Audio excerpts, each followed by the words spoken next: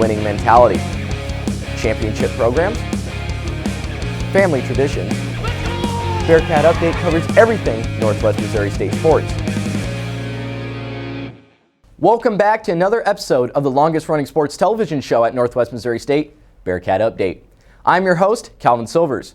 Both Northwest basketball programs started off the season in the win column on Saturday, November 6th. The women's basketball team played host to William Woods in the newly painted and constructed Bearcat Arena. Northwest locked in defensively from the start and didn't let up, limiting the Owls to 20.4% shooting from the field, including only 3 made field goals in the second half, as the Owls shot 3 of 28 from the field.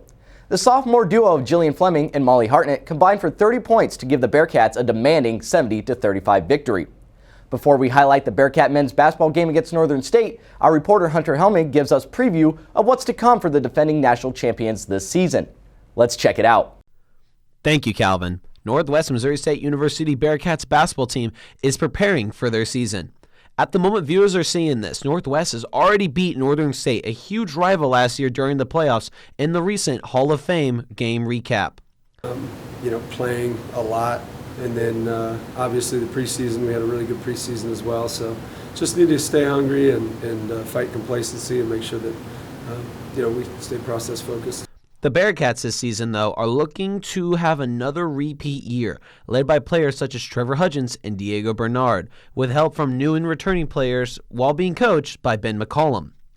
This year, I feel like the underclassmen been stepping up more. I feel like we're just clicking more on the offensive end and defensive end, and we just got to keep on keeping up. This season, the Bearcats have made more adjustments after the leave of Ryan Hawkins and are working on more team plays than anything, as Trevor and Diego will have more attention on them on both the offensive and defensive end of the floor. I don't think I'm going to change a lot. I feel like I'm still going to be aggressive on offense. I feel like we just click a little bit more. I feel like he was a big part of both sides of the court. So we just work together more, I feel like. And we rely on each other to get a stop, to get a bucket. But at the end of the day, we have each other, and I'm good with that. Speaking of defense, the Bearcats are more than looking forward to hearing the fans in the stands chanting defense as loud as they can, now with the COVID restrictions letting us have full packed stands in the Northwest Bearcat Arena, which has been newly modified, by the way. I think our guards defensively are really good. We've got 4 that are pretty elite defenders. I think we still have versatility with our bigs. I think we got great kids, great effort, and hopefully we learned a lot from our postseason run last year, and me as a coach, and we've made the adjustments early this year defensively so that we can be successful.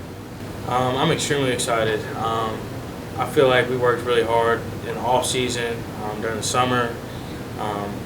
We're just excited to just get it rolling again and playing in front of packed crowds again.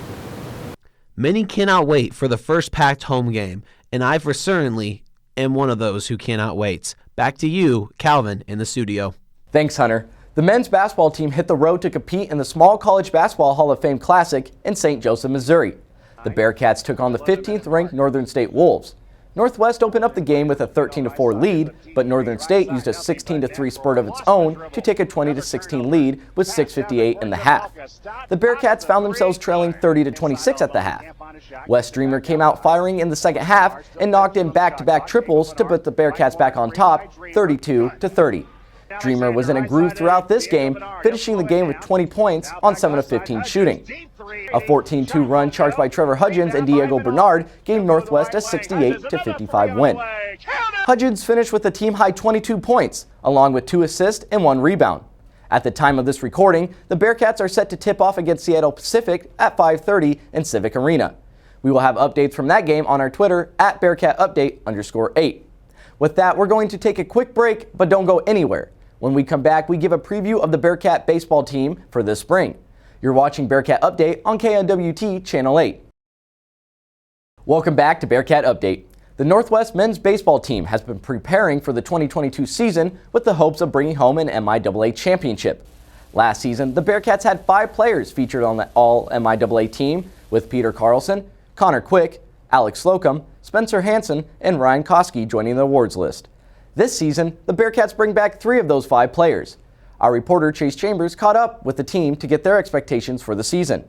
The Bearcat baseball team is eager to get on the field this year after the 2020 season got cut short due to COVID-19 and last year's season only getting to play conference games. The team is looking forward to getting a full schedule of non-conference and conference games. Senior shortstop Jacob Pinkerton talked about getting back out on the field one last time to play the game he loves. Vibe coming into this year, and that everything is looking good and we're playing really well and we're getting cohesive. We're very cohesive this year. So I think just looking back at last year and kind of our disappointing end to our season, how we finished pretty bad. Just looking forward to bouncing back and showing people that we actually are here to play. Team goals this year are definitely making the tournament, and if we're going to go lofty, making top 5, top 3 team in the conference. I think it's pretty wide open with a bunch of people we've brought in and the people that have left from other schools.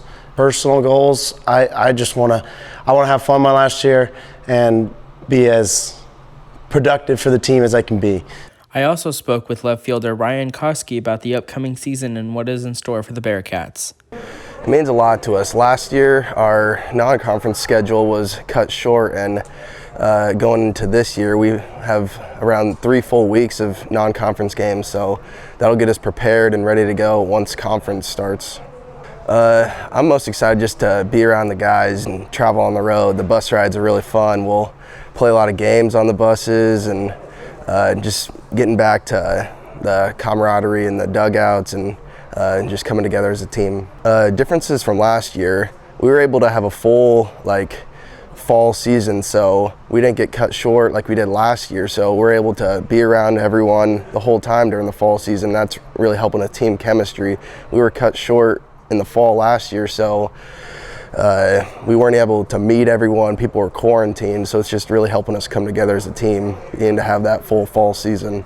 The team will get the season started with 3 tournaments in a row: February 3rd through the 6th, the Dugan Invitational; February 11th through the 13th, the Henderson State Invitational; and February 18th through the 20th, the GLVC and MIAA crossover. For information on the season, make sure to check out the athletic department's social media. Reporting for Bearcat Update, I'm Chase Chambers. Thanks, Chase. The team will continue practicing for the season, which will begin on February 3rd. Before then, the Bearcats will host 3 baseball camps in the month of January. The camps will be held in Hughes Fieldhouse and will feature all areas of baseball fundamentals along with skill competitions. With that, we will take another quick break, but when we come back, we announce our Week 9 Bearcat Update Player of the Week. Welcome back to Bearcat Update. We now transition to this week's Bearcat Update Player of the Week. This week, we honor the entire Northwest women's soccer team. The team posted the best regular season mark in program history, going 12-5-1. The team ended the regular season on a season high 4 straight wins by a combined score of 7-2. The team hosted the program's first MIAA tournament game Sunday against the Washburn University Ichabods as they received a number 3 seed. To add to the impressiveness of this team, under head coach Mark Gordon, the Bearcats have increased their win totals in each of his seasons. Leticia Bonifacio and Kaylee Rock are first-team All-MIAA. Maddie McKeever received second-team honors, and Tegan Blackburn was nominated for the 3rd team, and Sydney Mueller and Sophie Cecil are honorable mention All-MIAA. Lastly, head coach Mark Gordon has been named the MIAA's Co-Coach of the Year award. The Northwest women's soccer team's historic season has paved their way to receive this week's Bearcat Update Player of the Week. That's going to wrap things up for this week's episode of Bearcat Update. Make sure to follow us on Twitter and Instagram at BearcatUpdate_8 and catch all of our previous episodes on our YouTube KNWT Channel 8. Thanks for watching. We will see you next week. Winning mentality, championship programs, family tradition. Bearcat Update covers everything Northwest Missouri State sports.